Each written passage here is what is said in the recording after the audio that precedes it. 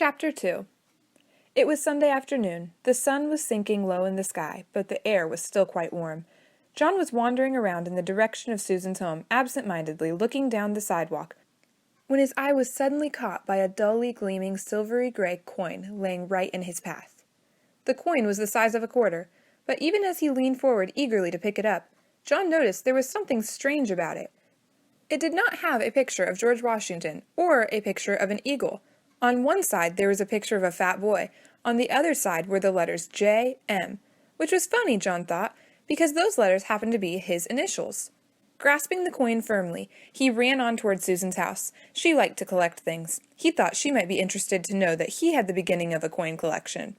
Although he was in the habit of going over to Susan's by the same route once or twice almost every day, this afternoon John found himself turning left where he usually turned right. I always go the same way, he thought. This time, for a change, I'm going a new way. He didn't stop to consider that you cannot go east by going west, unless you go all the way around the world.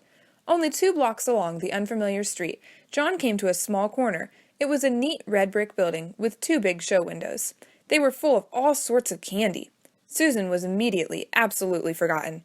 John pressed his nose against one of the windows. He was imagining the taste of the chocolate-covered almonds and chocolate fudge on the other side of the glass, when he noticed a man in a white apron standing behind the counter and beckoning to him. John was surprised. He hadn't expected the store to be open on Sunday. "Don't just stand there in the doorway, John," the man called heartily. "Come on in and get some fresh, sweet, creamy chocolate.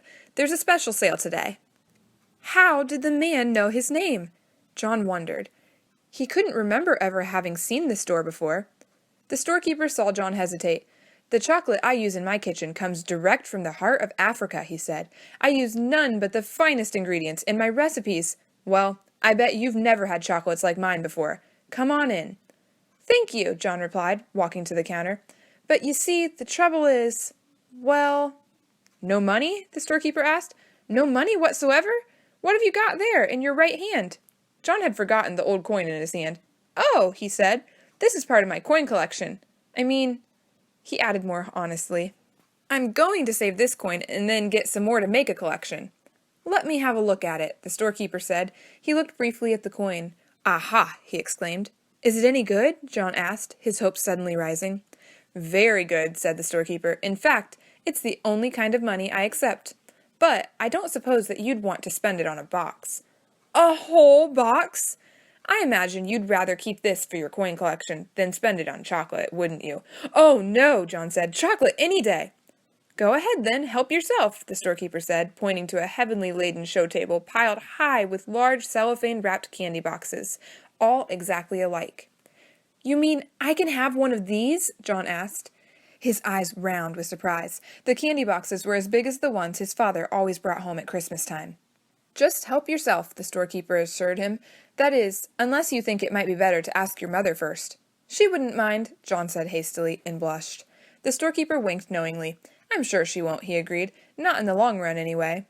John tucked one of the large boxes under his arm, declined the storekeeper's offer to wrap it as a gift, thanked him, and hurried out of the store before there could be any question of anyone's changing his mind. The storekeeper smiled as he watched his customer hurrying away down the street. John decided that it might be sensible to enter his house quietly by way of the kitchen with the large candy box hidden behind him. He let himself in by the back door and crept up the kitchen stairway on tiptoe toward his own room on the top floor. Just as he was about to round the corner on the second floor to continue his way upstairs, he had to stop for a moment while his father walked by, coming along the hall from the bedroom telephone. "That was Mrs. Buttercup on the phone," Mr. Midas called to Mrs. Midas as he walked down the front stairs. "She said she was sorry John hadn't been able to get over to play with Susan this afternoon, but it was a good thing in a way, she thought, because Susan's already so excited about her birthday party tomorrow. I wonder where John can have got to." As soon as the second floor was quiet again, and John knew there was no danger that his candy box would be seen, he hurried silently up to his bedroom, pushed open the door, and slid the box under the bed. Then he walked heavily down to the living room. "Well, there you are," said Mrs. Midas. "We couldn't imagine where you had been. What have you been doing?" "Oh, just sort of playing around," John said. John usually took a long time to put his things away and undress and bathe and get ready for bed, for he thought sleeping was a waste of time.